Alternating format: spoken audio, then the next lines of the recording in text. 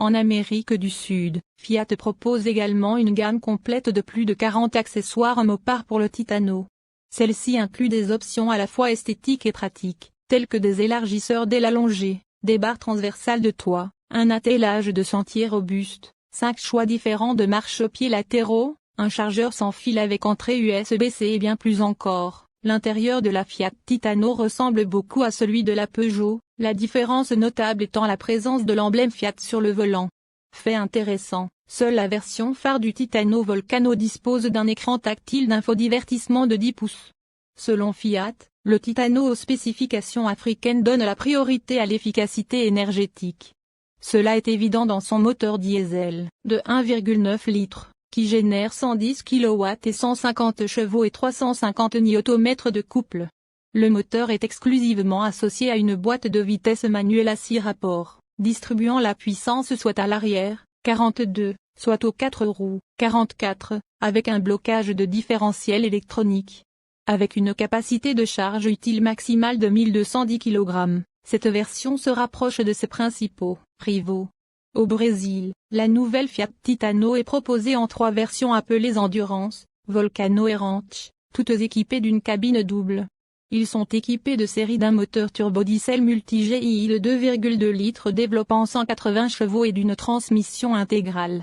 Un bloc 2.4 essence turbo de 210 ch et 320 Nm avec lui aussi une BVM Jetrack à 6 rapports ou bien une transmission automatique punch à 6 rapports sera aussi proposée sur certains marchés allergiques au gazole.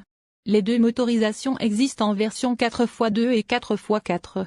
Quelques mois seulement après ses débuts en Afrique, le tout nouveau Fiat Titano est arrivé en Amérique du Sud, avec l'Argentine et le Brésil en tête. En accueillant la camionnette intermédiaire.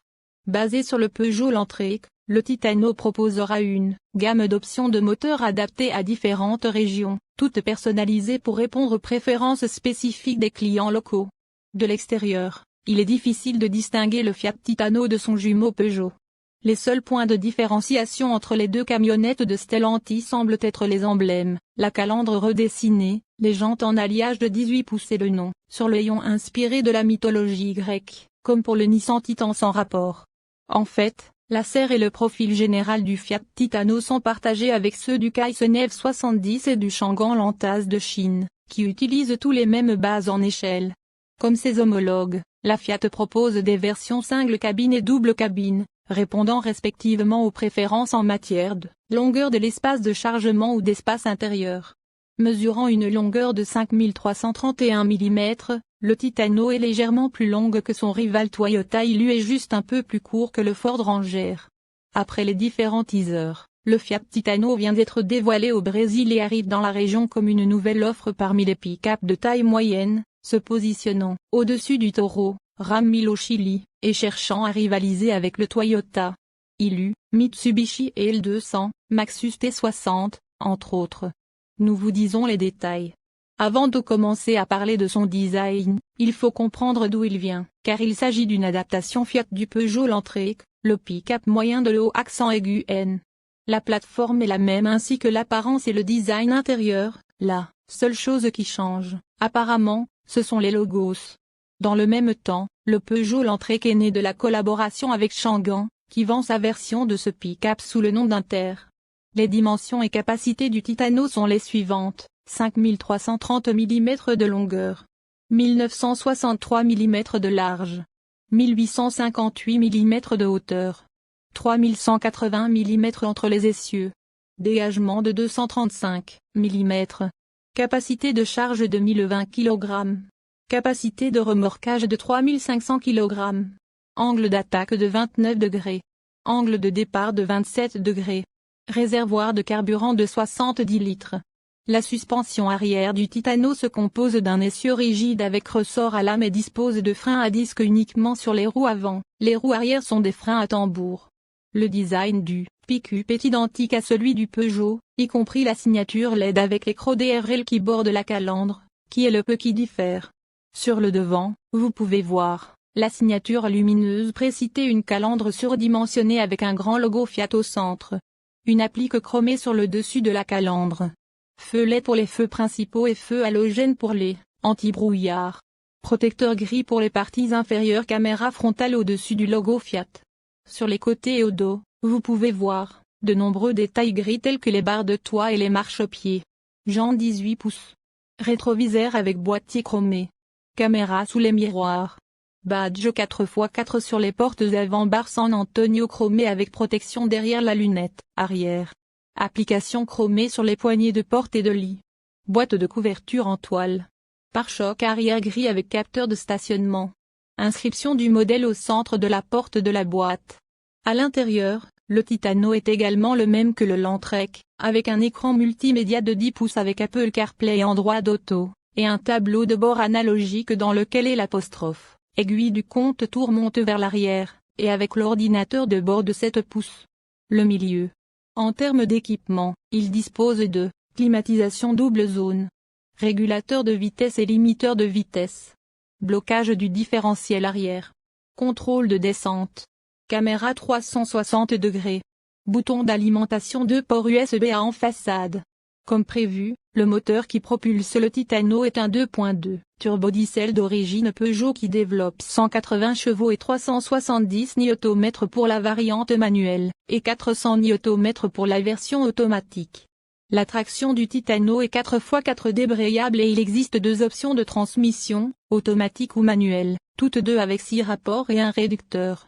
La Fiat Titano est proposée en 3 versions, Endurance, Volcano et Ranch, et nous vous racontons les points forts de chacune. Transmission manuelle à 6 vitesses. Régulateur de vitesse et limiteur de vitesse. Aide au démarrage et à la descente en côte. 6 airbags. Feu halogène DRL. Colonne de direction réglable en hauteur et en profondeur. Roue 17 pouces en tôle noire. Pneus 265-65. Pare-choc noir. Transmission automatique à 6 vitesses. Écran 10 pouces avec Apple CarPlay et Android Auto. Caméra 180 degrés. Sellerie cuiret volant. Meule diamantée 17 pouces. Ordinateur de bord 4,2 pouces. Plastique de protection dans la boîte toile maritime. Climatisation double zone. Rétroviseur extérieur abattable électriquement. Siège à réglage électrique.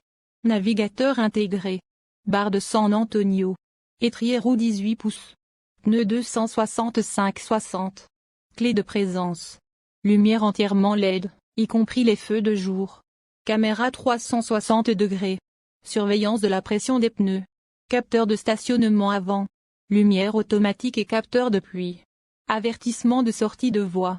Ce pick-up est fabriqué en Uruguay avec son jumeau Peugeot.